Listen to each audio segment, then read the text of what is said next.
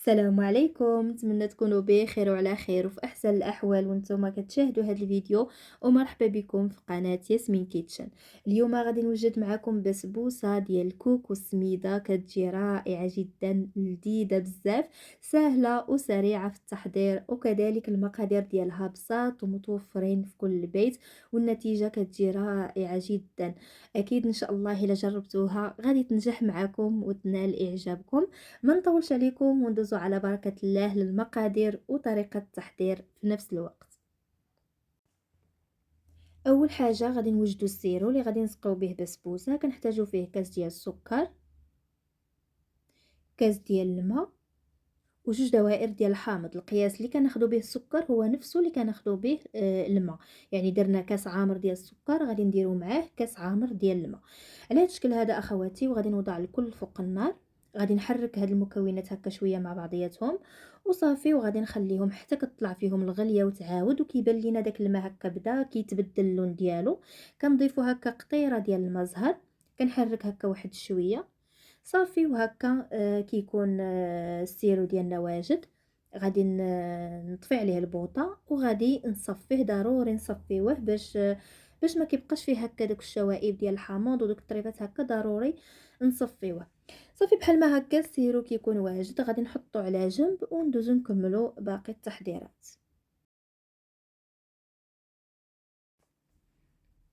غادي نوجدو دابا الخليط ديال البسبوسه. كنحتاجو فيه جوج بيضات يكونوا بحراره المطبخ، غادي نضيف عليهم كاس الا ربع ديال السكر،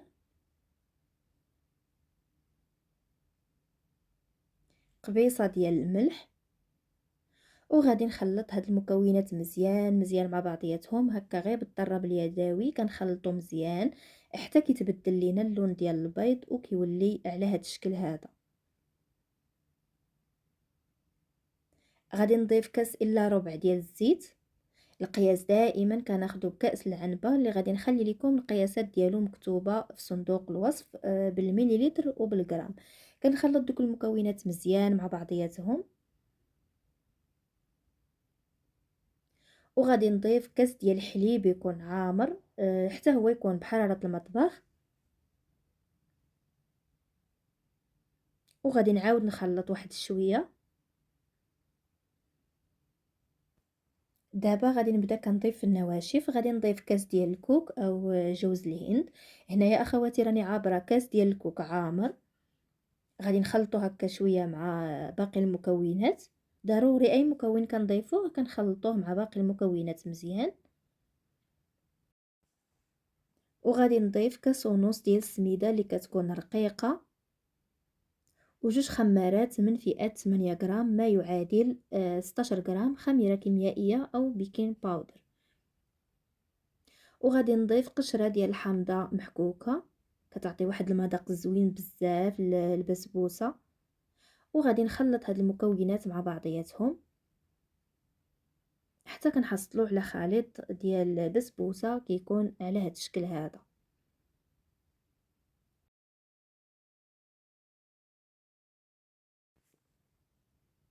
خديت هنا المول اللي غادي ندير فيه بسبوسه، وغادي ندهنو مزيان بالزبده، وغادي نرشو هكا بواحد شويه ديال السميده. تقدروا ديروا في اي مول عندكم هكا كتفضلوا ديروا فيه بسبوسه ديالكم، كدهنوه مزيان بالزبده من الاطراف ومن جميع البلايص، وكترشوا فيه واحد شويه ديال السميده، وكديروا فيه بسبوسه ديالكم.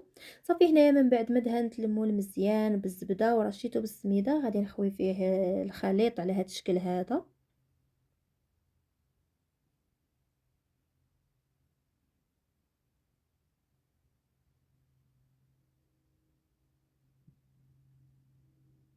وكتقادوه بطبيعة الحال هكا، كتاخدوا واحد سباتيلو كتبداو هكا يعني كتقادوا داك الخليط مزيان في المول باش كتجينا هكا مقاده وكتجي تبقى واحده. بالنسبة للطياب كتشعلوا الفران ديالكم من تحت على 180 درجة وكتدخلوا بسبوسة ديالكم طيب تقريبا كتاخد لينا واحد 35 دقيقة. هنايا صورت لكم القطع هكا من الفران غير يبانوا لكم هكا دوك الجنيبات بداو كيحمروا، كتمسوا فيها بيديكم من الفوق كتلقاوها ناشفة، صافي عرفوها راه طابت من التحت كتطلعوها فوق تشعلوا عليها الجهة الفوقية تحمر وتاخد اللون وكتخرجوها. هنايا من بعد ما خرجتها من الفران غادي نسقيها وهي سخونه بداك السيرو اللي سبق لي وجدت معاكم. ودائما اخواتي الا كانت بسبوسه ديالكم سخونه خاص السيرو يكون بارد، والعكس الا كان السيرو سخون خاص بسبوسه تسقى وهي بارده. صافي على هاد الشكل هذا كما شفتوا سقيتها مزيان وغير سقيوها مزيان ما تخافوا منها ما والو، كل ما جات شاربه داك السيرو كتجي زوينه. كنخليوها هكا تشرب شويه واحد 5 دقائق ومن بعد كنديموليوها. انا هنايا غادي نديموليها على هاد الشكل هذا وغادي نديرها في طبق ديال التقديم، وغادي نشارك معكم طريقه ديال التزيين كذلك. طبيعة الحال هكا باش تاخدوا فكرة وصافي، أما التزيين دائما كيبقى اختياري وعلى حسب الرغبة ديال كل واحد. هنايا غادي ندهنها مزيان بالكوفيتر ديال المشمش على هذا الشكل هذا، وغادي ناخد واحد شويش ديال الكوك او جوز الهند وغادي ندير هكا خطيط داير هكا بالاطراف ديال البسبوسه كلها. على هذا الشكل هذا كنديرو هكا خطيط داير غير يعني غير مع الطريفات، يعني ما كندخلوش الوسط بزاف كما هو موضح في الفيديو اخواتي.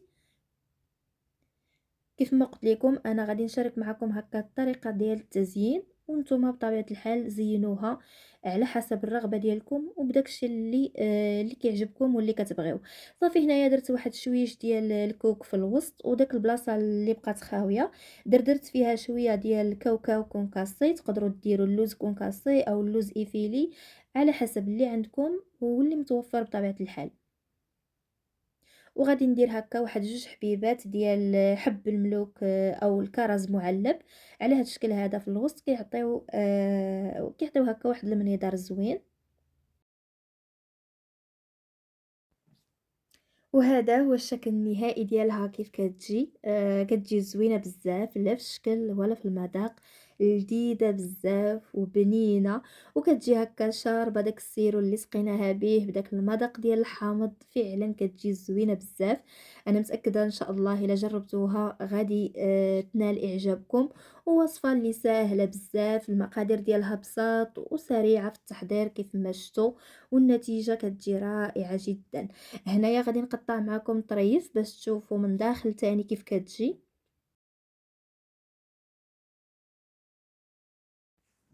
كنتمنى تجربوها حيت فعلا كتجي رائعه جدا. الصراحه عيت نشكر لكم فيها غير لما بغيتوش تجربوها وصافي. وهذا ما كان اخواتي، وصلنا لنهايه الفيديو. كنتمنى الوصفه والفيديو ديال اليوم يكونوا نالوا اعجابكم، ونتلاقاو في وصفه وفي فيديو اخر ان شاء الله، والسلام عليكم.